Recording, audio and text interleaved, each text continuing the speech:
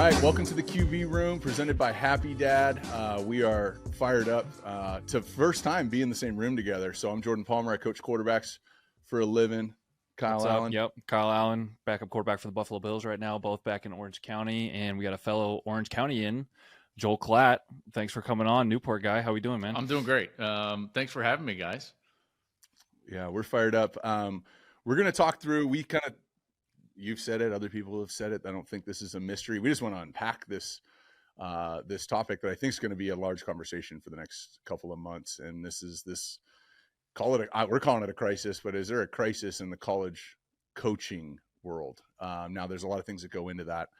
To start off, you had an episode, I think it dropped this week, and you broke this down for 30 minutes. We watched that, and there was some awesome nuggets in there. Not to have you go through it again, but one, congrats on your show. Everybody knows, we all watch you on Saturdays and all the other days too.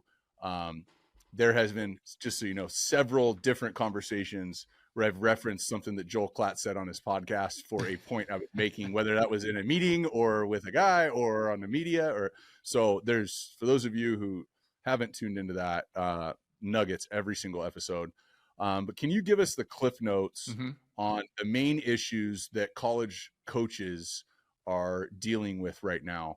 And just kind of hit some of those points that were really relevant. So I was talking on my show about this, and this is all kind of coming to a head in different ways. Think of like a bunch of rivers entering all of a sudden, and they're kind of like trying to mix, and they're all just like mashing together. And that's kind of what's going on. There's a bunch of singular issues that are creating one giant problem or one giant flood, if you will. Maybe a bad pun with all the rain we're getting currently. But I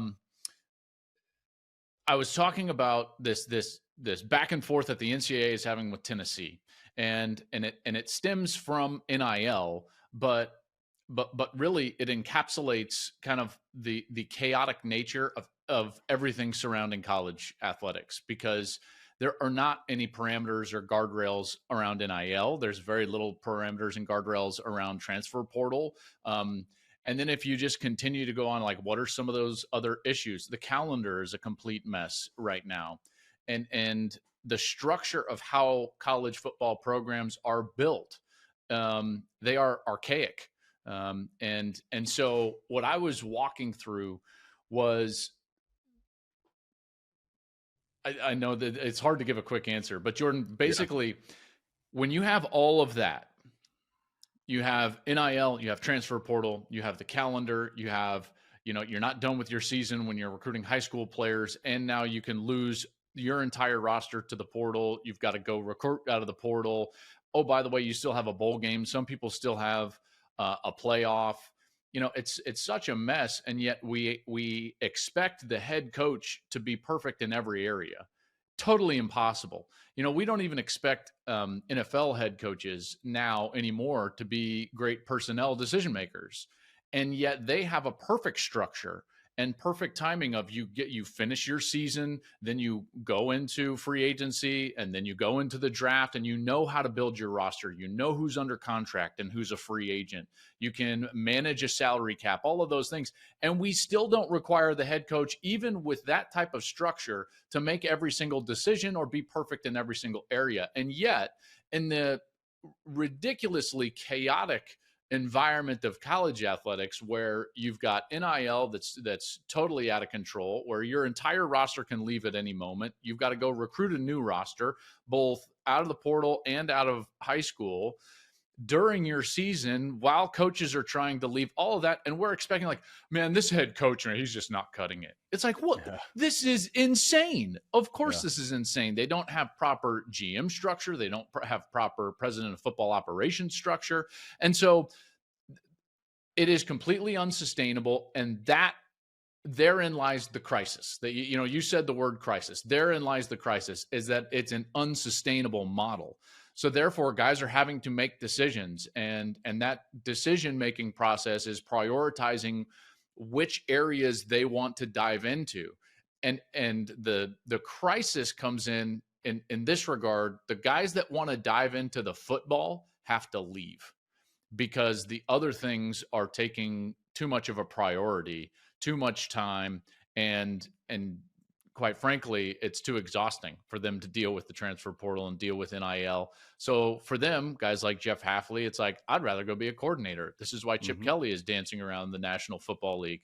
This is why Ryan Day, even though he is a master play caller and a wonderful offensive coordinator, cannot be the play caller anymore at Ohio State because it's just too much. So he's got to go hire an outside offensive coordinator to call his offense so that he can go and dive into the NIL fundraising at Ohio State in the midst of a transition between Gene Smith and Ross Bjork at the AD and with a new president. So you get where this is every school. And totally. That's as quick of an answer as I can give to that question. Yeah. Let's talk about like definitions, right? So I think I talk about this as a coach, right? Like, let's say that I grew up and everything was really easy where I grew up. And so my definition of work ethic would be different if you grew up in a military household or grew up with nothing and had to fend for yourself as a young man, right? So we both could say work ethic is this, but we'd have two different definitions of the term work ethic, right? Well, an agreement, what's the definition of an agreement between a player and a team? Because if there's not actually a contract, like when I sign a contract, we owe our partner, Happy Dad, X amount of episodes. There's all sorts of contracts and examples of it. So the definition of commitment, where player can commit, can get money in advance, then decommit and go somewhere else, just puts the coach and the school in a terrible position. And then the definition of what is the player?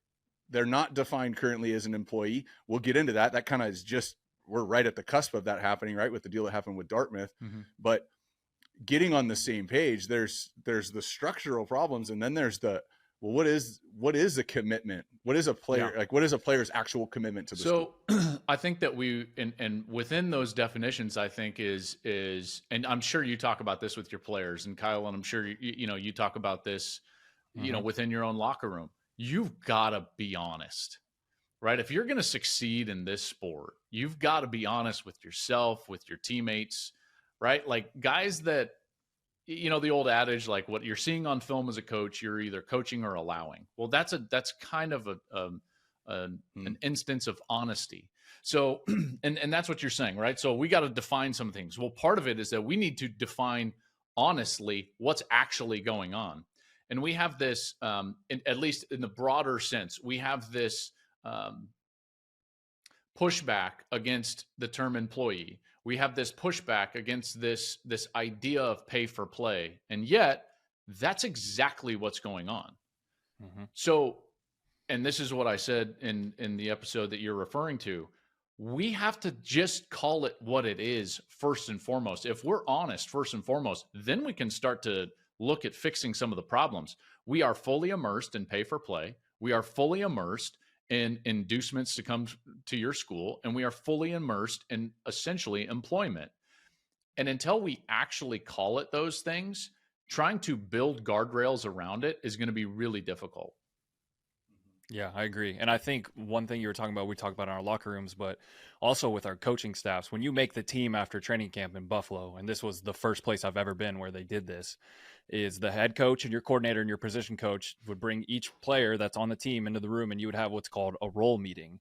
And basically he's describing to you like your role on the team, like as clear as possible. Like, here's what we expect out of you. Here's what we want out of you. Obviously your contract is this.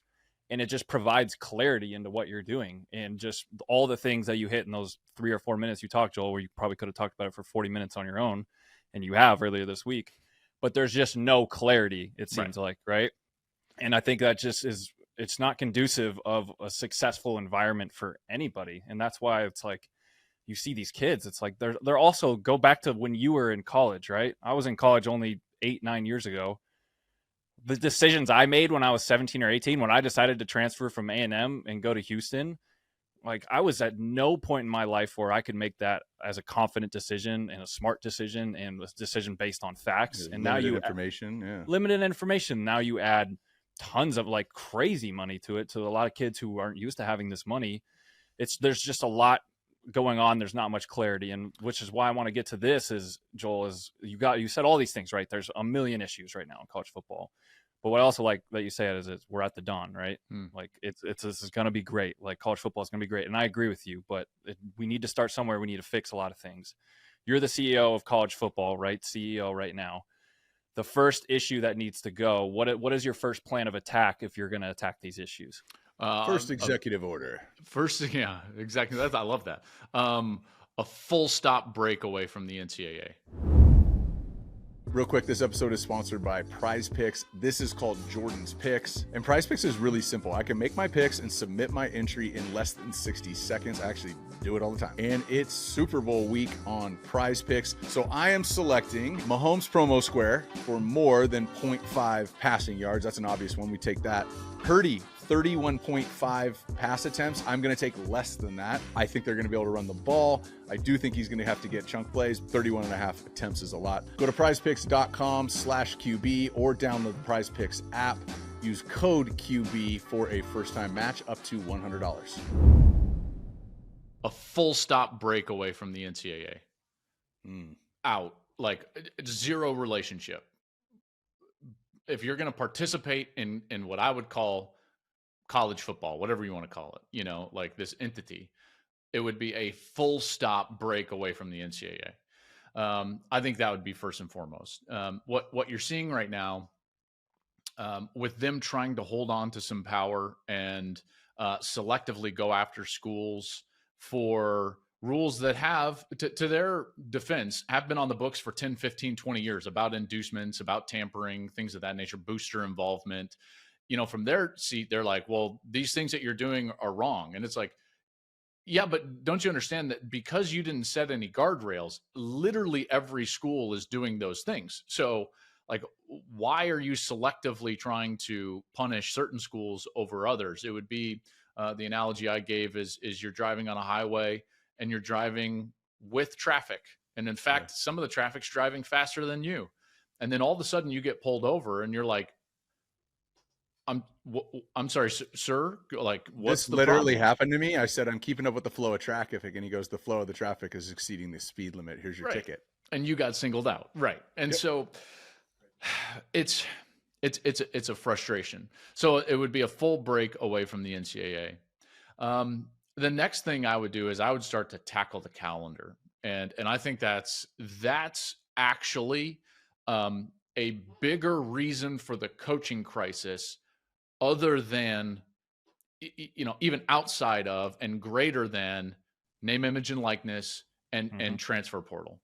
And if we can actually fix the calendar, it would generate an incredible amount of value to college football, and it would start to establish some of those parameters so that coaches could operate and understand what they're doing. You talked about the roles in Buffalo. Well, can you imagine if you walked in there, you're the backup quarterback, and they're like, hey, we want you to make every field goal. We definitely want you to pin every punt inside the 20. And, protecting Josh's backside is important too. So if you could just do all of that and do it all in the same play. And you'd be like, what are you talking about? Well, right. So we have to put. So what are give us two, what are the two things that overlap that shouldn't overlap? The all first of two them. that come to mind. They all overlap. In the first week of December, every single thing in college football overlaps. Every single thing. The transfer portal opens. The early signing day is in 2 weeks. You still have a bowl game, so you're trying to practice. You've got assistant coaches that are trying to get jobs at other places because head coaches have been fired throughout college football. So, Jordan, literally every single thing is happening at that moment. It's wild. Can you imagine for a moment? Just imagine for a moment if the regular season in the National Football League ended and we're like, here's the playoffs. All right, here's the matchups. Now, we're going to take a break for a few weeks. And in those few weeks, we're going to hire and fire coaches. We're going to play the carousel of that going on. We're going to have the draft and free agency the same exact week so that we don't actually know what the rosters are going to look like. And there's no salary cap. Oh, by the way, every single player in the NFL is a free agent. Well, you think about NFL right now too, and we had coaches going through this, and we think it's crazy when coaches are doing interviews for head coaching jobs during playoffs, right? And that's the extent of where it's crazy in the NFL. It's like, oh, my OC is planning for the NFC Championship right now, but he's doing a head coaching job with Atlanta. Like, is he focused? But that's how bad it gets in the NFL. And then we did an entire episode on from the player's perspective of the calendar, right? From transfer portals to guys coming out of high school, trying to figure out as a player in college football, not only as a coach. This is a really good point, Kyle, that you're making right now. Mm-hmm. Because the player cannot make a quality decision for himself with incomplete information. You can't. And there's just so many more layers than when I was in high school, especially when you were in high school. I mean, when I was coming out of high school, right, you had one signing day period, right? There's at least two. I mean, I could be wrong. It could be more, but there's two now for sure. You had one signing day period, especially as a quarterback, right? You kind of knew where everyone was going. So you knew the best situation for you. You knew if someone was going to transfer in, they had to sit out a year. And now if you're a quarterback, right, you're coming out of high school, you got to worry about someone transferring in. You got to worry about someone signing in a different signing period. You got to worry about coaches leaving now, and especially coaches leaving for the NFL. There's 5 or 6 more reasons to why you should not go to a school or why you should go to a school. And so how does a kid who's 17 or 18 make an educated decision? By the way, your success is going to be completely dictated off of everything you just said around you. Opportunity to play. Are we good? Are we losing guys? I think of Will Rogers. He's sitting there. There's like a 5-day period where he's sitting there. This kid's at Mississippi. He's a Mississippi boy. He goes to Mississippi State, goes to Washington to play for Kalen DeBoer. Right. Poof. Nick Saban retires out of nowhere. Oh, crap. Right? Kalen DeBoer leaves. So he's sitting there going, I'm just in an apartment in Seattle. I don't know who the coach is going to be. There's nowhere to transfer to, by the way. All those seats, it's musical chairs. All those seats are gone. And I got to wait and see. So then, Jed Fish comes in. Are you bringing the guy with you? Right. Are you not? And he, by the way, he's trying. He's trying to get Noah Fafita. So if he can, he's going to replace you at any moment, to your point.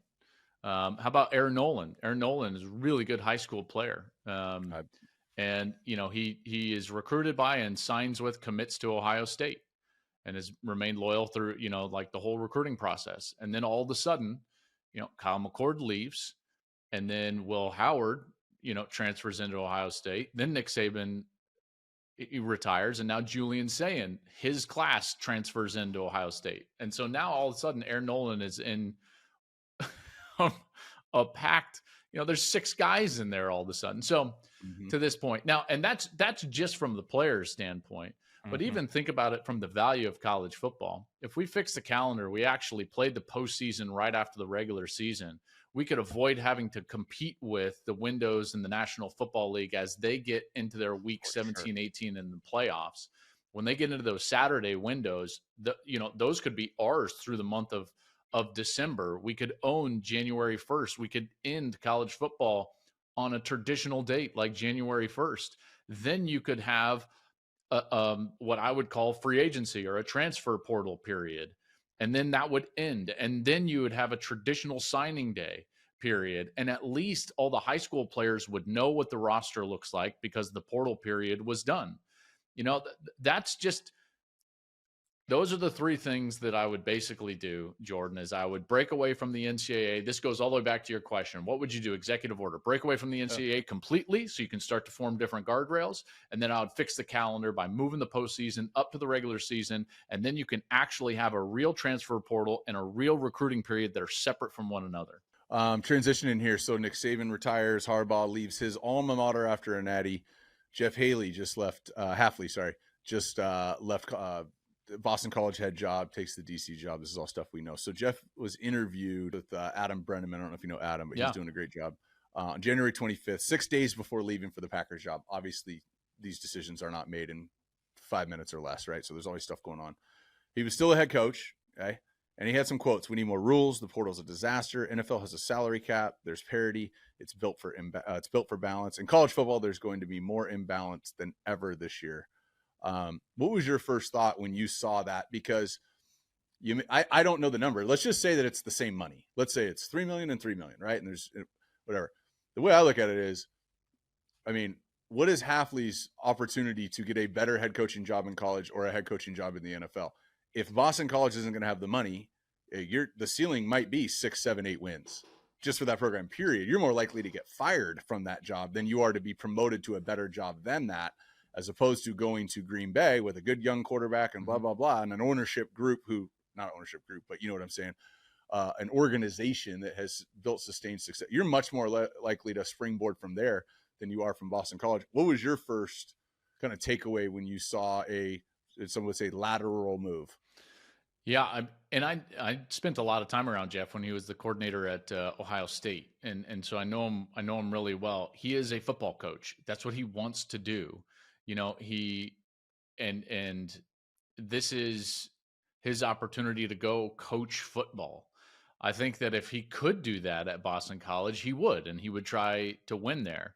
You bring up an excellent point, though, that without the parameters in place that would encourage more parity in college football, what's the better opportunity for upward mobility? Head coach at Boston College or defensive coordinator at Green Bay? And it's unequivocally the defensive coordinator at Green Bay. You may get to 6 or 7 wins, and you better hope that someone recognizes how good of a job you did at Boston College and gives you a better job in college football, right? But in the National Football League, man, that carousel goes so quickly and so fast. Look at Mike Macdonald. Mike Macdonald was a college, defensive coordinator, and well, I'll go back. During COVID, he was basically an analyst in the Ravens organization, and starting to become a position coach, goes and coordinates for Jim Harbaugh for 1 year. They turn it around. They beat Ohio State. John brings him back to coordinate the defense, has a great couple of years. Now he's a head football coach in the National Football League. That's staggering. I think the other person, the second place on that job, by the way, is Mike Kafka, who I think was playing 6 years ago. Right. You know what I mean? I think he retired 5 or 6 years ago, and he was the other candidate for that job, just to hammer the point. I mean, now, I would just say that then you start to have to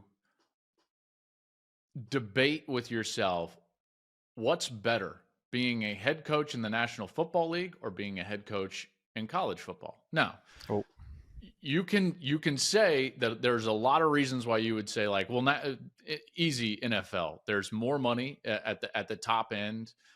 You don't have to deal with all the things that we're talking about calendar and so on and so forth. And that's true. That's true.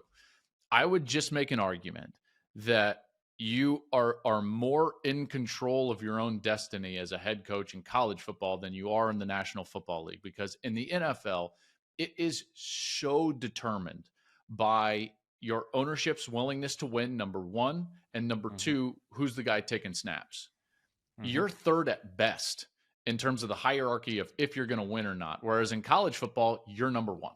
You're the guy that drives it all. That's why, in college football, the head coach is essentially a tandem owner quarterback, as it relates to what those roles are in the National Football League. Do you have 3 other, like 1, 2, 3 other college coaches where you could go, I could see this guy leaving and going to the NFL? Yeah, and I mean, Chip Kelly was dancing around it and is still dancing around it. I could see that one. Ryan at Ohio State is always interesting because he has the NFL background. But I know he is so committed to turn this around. But if he is able to turn around and maybe win a national championship at Ohio State, I could see Ryan taking the opportunity to go be a head football coach in the NFL. And maybe Lincoln, maybe Lincoln. Those would be the guys that I would kind of look to, at least at this point. Were you surprised with Harbaugh? I mean, just getting over the hump at Michigan, you weren't surprised? I wasn't. You think it was he wanted to get there and then move on? I wasn't, for a lot of different reasons. Man, I was like, maybe I was almost too close to it. Kyle, I did 16 of their games in their last 3 years. Wow. So, I was around that team more than anybody.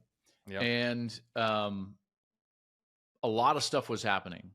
Number one, I have never been around any team, any level that was as close of a group as Michigan this last year.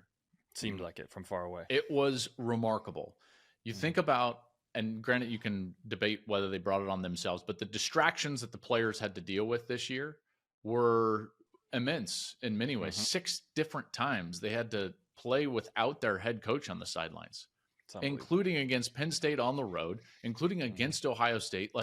And they just kept winning. They just kept winning. So that was as focused and committed and selfless of a football team as I've ever been around. But in part, it was because of what Jim installed after COVID. And he kind of, I know this is cliche, but he gave the team back to the locker room. He stopped holding it so closely.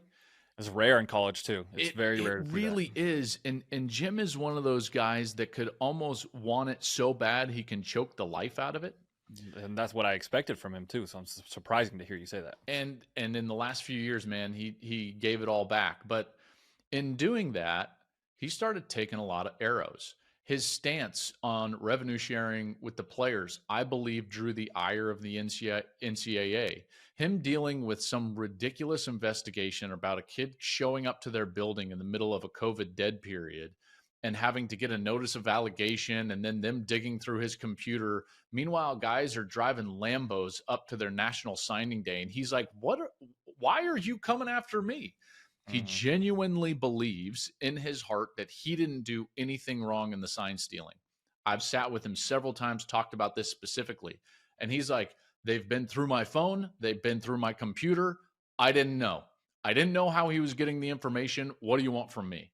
And in his mind, I don't think he wanted to deal with that. And then if you were to go a step further, I know that it looked like on the outside that everything with the administration was peachy, but I just don't think that he was or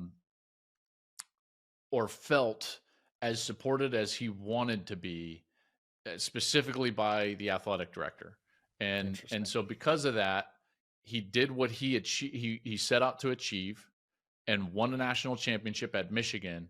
And for him and for that group, I believe in his mind, he was like, this is the perfect exit. So, yeah, I mean, I remember standing with him on the stage in Indianapolis. I knew then, this is it. This actually worked out perfect with him missing those games and still getting the natty. I mean, you get your interim coach gets some tread on his tires before now it's an obvious hire and it's still his alma mater, right? You don't want to leave your alma mater in flames, right?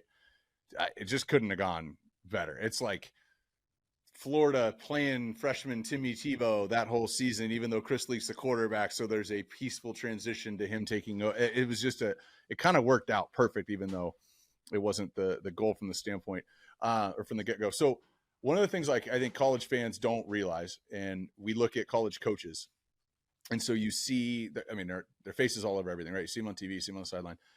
Social media coaches aren't documenting their day. They're somebody who's running their account is promoting whatever they're promoting at the time. You spend a lot of, and what people don't realize, you're calling games. Even when I was calling games for a minute, lower level games, you still spend a bunch. You walk around the building, you get to know everybody, you see how everything operates. You calling at the level that you're calling it for as long as you've been calling it, I would argue you guys who in your industry have a unique vantage point over what's going on in each of these buildings. Like you said, you called 16 Michigan games in the last 3 years. Yeah. I don't know if Desmond Howard knows as much about what's going on there as you. So talk through the hour, what is college coaches? What does their job consist of outside of whiteboard, marker, clicker in hand? They are, okay. If it's a pie chart. Yeah, go even start from the wake up to at night, a basic day. Their hours are insane. Right now. In compared to NFL coaches, their hours are insane. They're in incredibly early.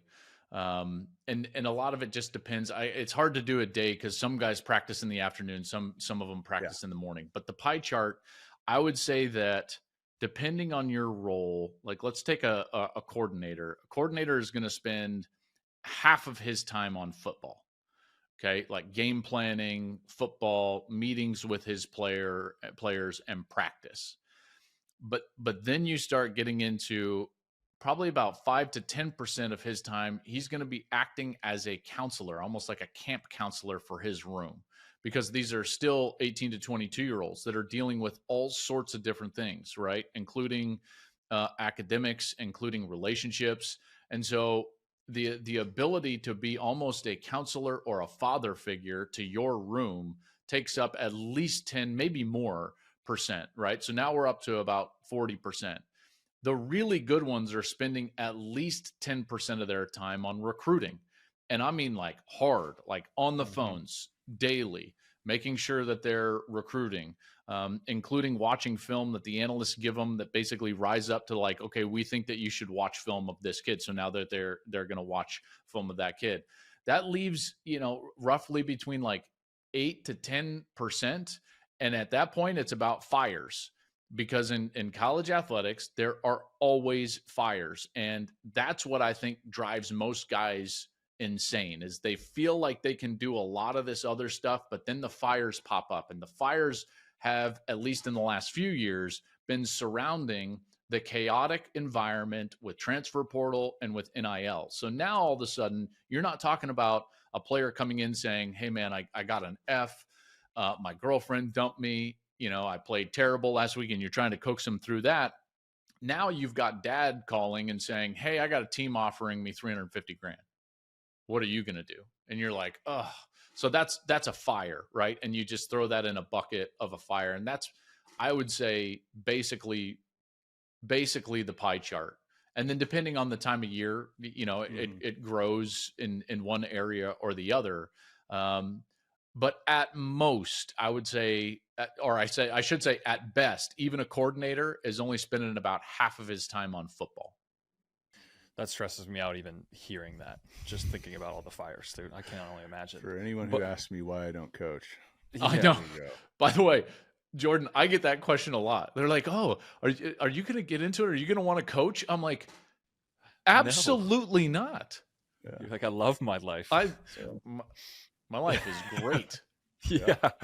But you talk about this, right, though? Yeah, you've had this thought about the GM in college football before. I think you've had this take. And I think, talk to us about how much that would solve for these guys, because it seems like collectively these coaching staffs are all trying to play GM together, right? They're trying to do this. And it almost seems like there's a position missing on that staff of personnel, of keeping everyone happy, That's of right. the NIL. Well, okay, so Kyle, if you had a question about your contract, a dispute about your contract, anything regarding the business of your career, would you take it to your position coach?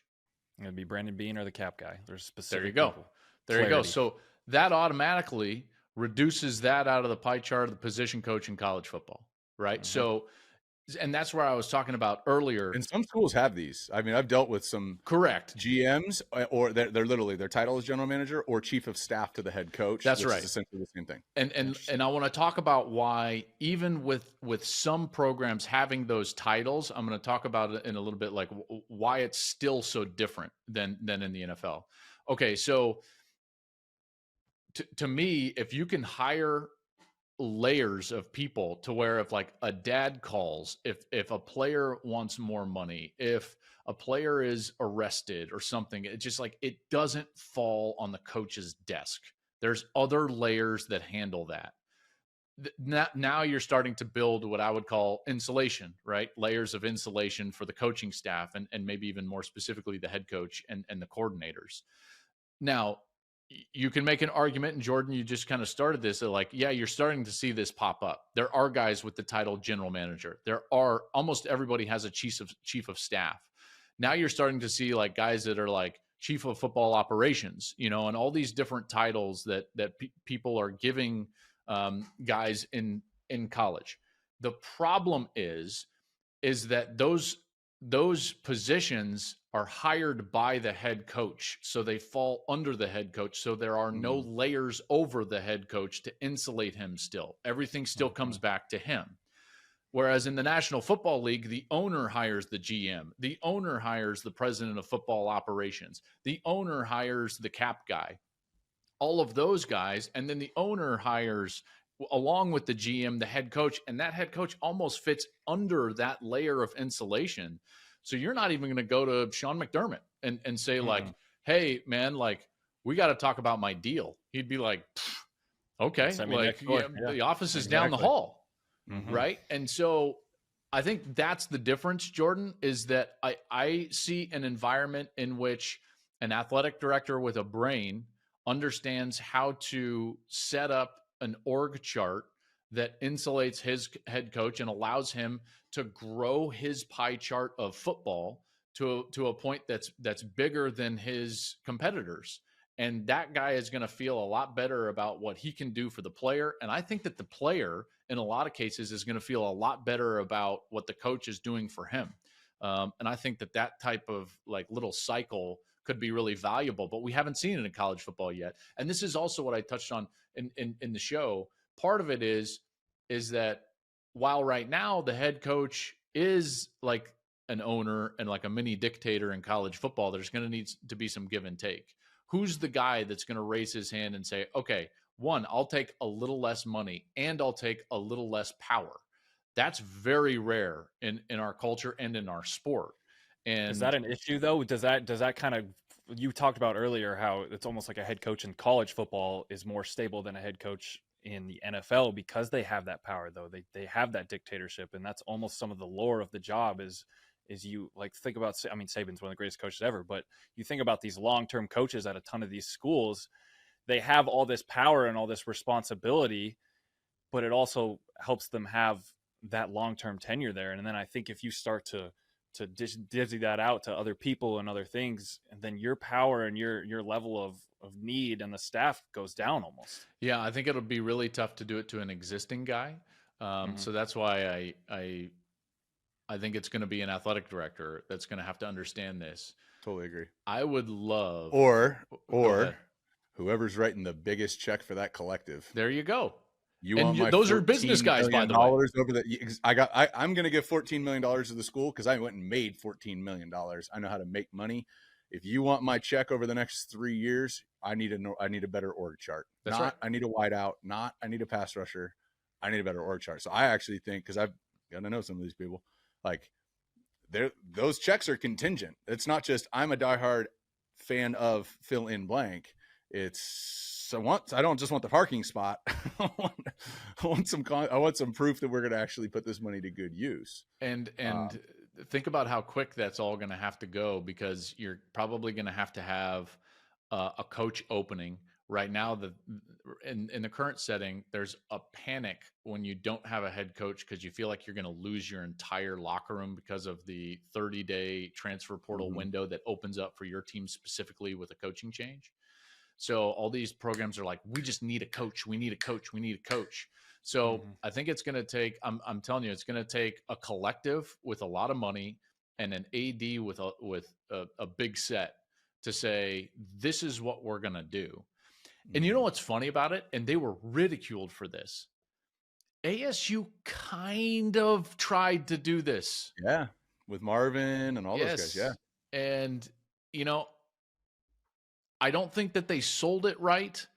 I don't think that it was maybe the right people, but the idea was correct. I'm convinced of it. Maybe that idea was just a little early, but now moving forward, it's correct. No, it was early. It was just early. Think about it. They, in that little window, when you had Herm Edwards and Marvin Lewis was there. How about the head coach of the Las Vegas Raiders was on that staff, Antonio Pierce? How about the 2023 Heisman Trophy winner was recruited out of high school to go play there? I've been around Jaden forever. He didn't go to ASU because he didn't have other offers. That's right. They had players and they had coaches on that staff. Several of those coaches have gone on and done things. So I agree. That was my example. That model was the biggest detriment to that model was COVID. When you really look at it, because that's when, and forgive me, I don't know all the details here. So if someone calls us out on this, my apologies. I want to say that most of the quote unquote rules that were broken were because of the COVID rules, like the different style of COVID dead periods and lack of recruiting that you could have. And that's when it started to go south. And then everyone panics when the NCAA is involved. But remember, let's go back to the first answer. Why don't we just break away from the NCAA? My gosh. Like, they make everything worse. Yeah. Well, we're going to end here. We're going to play a little game. All right. This is called More or Less. Okay. So I'm going to throw something out to you. This game, more or less, is presented by Prize Picks. I'm going to give a statement, and you tell us more or less than that number. All right. We'll start with an easy one. 3.5 quarterbacks taken in the first round of the NFL draft this year. More or less than 3.5? More. Who's the fourth? McCarthy. Ooh. All right. Well, bonus question, whatever you call it. More or less than 4.5? Less. Okay. So McCarthy in the first, and then Bo and Penix, those guys go later.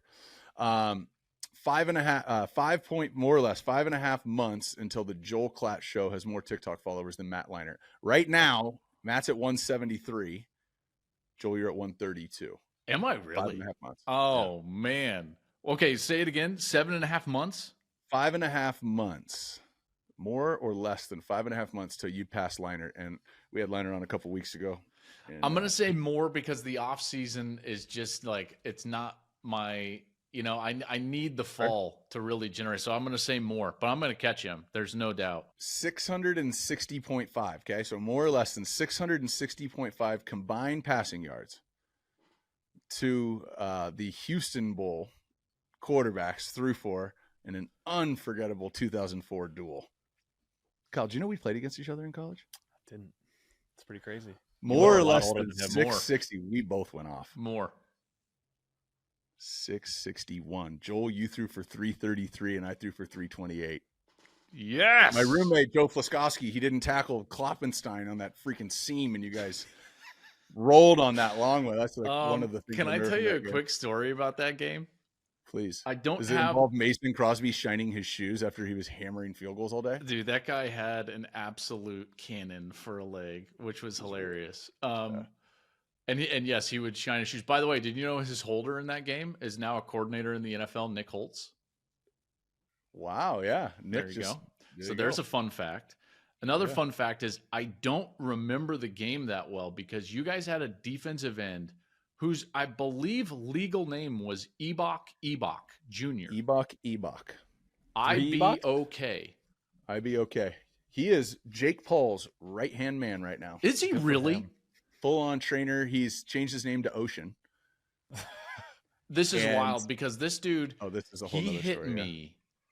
I mean, obliterated me on a touchdown pass. So, like, everyone's celebrating, and Jordan, I'm on the ground, like, rolling around, like, just obliterated, concussion, full bit. So, I don't remember a ton from that game because Ebok just destroyed me. That's so awesome. This guy was just. He was on the scouting report for sure. Ebok was circled going. He was an action figure. He's one of the greatest dudes ever. Well, he wasn't, Kyle. He wasn't on the scouting report. Probably should have been. I just remember warming up, and to your point, like he looked like an Adonis on the other side of the field. And I was like, oh, you remember that, right, guys? When you walked up to the line of scrimmage, and you would like. There's a difference when you see a dude and you're like, oh boy, right? Yeah, absolutely. Yeah. I never actually really ever played with or against anybody who looked like Ebok. Now today, I would say like there's a bunch of great pass rushers in this league, and they're all big, and they're all fat. And then there's Myles Garrett over there. Right. There's Myles Garrett, who I played with in college. Different. That's right. Thank all the others. Yeah. Kyle, you were with him in college. Yeah. I would line up against him in practice and thank God that he wouldn't be able to come and hit me. But I mean, my moment like that is when I played Tampa in 2019, and I lined up, and it was Vita Vea in one A gap, and then Ndamukong Suh in the other A gap. You're like, what? And it's 3rd and 1, and coach calls QB sneak. I said, I don't know. You got the wrong guy, man. I don't know. I don't know what to do. Here, I got a good one too. We had a true freshman starting left guard for us. His name was Brian Daniels. And we're playing Oklahoma. Oklahoma's #1 in the country. This is like 03 Oklahoma with like Jason White. Tommy Harris is the 3 technique. Dude is, I mean, his arms were tree trunks, absolute tree trunks. And we have a true freshman starting guard. And we did weak and split in the old West Coast, guys. And so because of that weak and split, we would always call 2-jet. So they would switch sides, and we would always call 2-jet so that we would just the weak guard would always slide and be in the slide. Yep. Well, we decide to run 3-jet against Oklahoma with a true freshman weak guard. And there's Tommy at the 3 technique. God is my witness. He threw him down so quickly. face in the ground so quickly. Tommy thought it was a screen and stopped. And he and I on the field are just staring at each other right in the eyes. And then like I just kind of dump it off really quickly. And he looks at me and he's like, "Oh, that won't happen again." And I walked over this to the sideline and I was like, "No more 3-jet. Absolutely not. Yeah. Like we're not running 3-jet." That's awesome. Last one. 1.5 pitches per at bat that Ricky Henderson wanted you to take the plate so he could steal second. More. Take it. That's crazy. I didn't know. I didn't know you played minor league baseball, and definitely didn't know you played with. How many years you played? I was in the minors for 3 seasons before I went back and played college football. So I was an old guy. I was an old crust. Brandon Whedon-esque. Yeah. It's so funny that people thought Brandon Whedon was so old, and now it's like, oh, he's a junior in 2024. Yeah, exactly. You know what I mean? He just got held back in 8th grade a couple playing each other. years and then had his 7th exactly year. right. You know, yeah. Real quick about Ricky Henderson. So you can't bring it up and then. So my last spring training with the San Diego Padres, they signed Ricky Henderson to a minor league contract. I think he was 41 at the time, which by the way, I just turned 42. So it's like he's what I am now, which is wild to think he was still playing baseball. But here he is, Ricky Henderson. He gets signed to a minor league contract. Sean Burroughs is the AAA third baseman. Burroughs has a sore arm. And so they're just like, "Hey, Klatt, I'm a third baseman." They're like, "Just go play on the AAA squad for the week." Spring training super lax, right? And they're like, "We're all around." Sure, whatever. Next day, Ricky gets signed. Well, where does he go? Minor league contract, goes to the AAA team. Well, where's he hit? 1 hole. Where did Sean Burroughs hit? 2 hole. So your boy is hitting 2 hole behind Ricky Henderson for a week, which, guys, like, this is incredible. Yeah. And so he would be in the on deck circle and he'd be tapping his toes, you know, and then he'd look back and I'd be like wide-eyed and he'd be like 2. I was like, all right, Cool. next at bat, 3. Okay. Meanwhile, I'm going up to the plate from the heels. I mean, swinging as hard as I possibly can at the first pitches that I can possibly see, because all I can think about in my mind is I'm going to hit a home run and Ricky's going to be on base and wait for me at home, and I'm just going to give him a bash brother. I was like, this is going to be incredible. Like, you talk about the dreams of a young boy, right? I'm swinging from the heels. He keeps telling me the number, 3. I'm like, what is going on? Why does he keep telling me a number?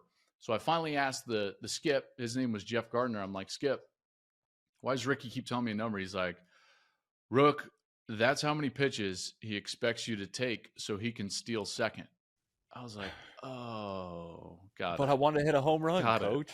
It's my time to shine. This is it. I thought it was all about me. It was really about Ricky. Dang it. That's awesome. All right, let's end on a high note real quick. You made a comment. You said we are in the dawn of the golden age of college football. What do you mean?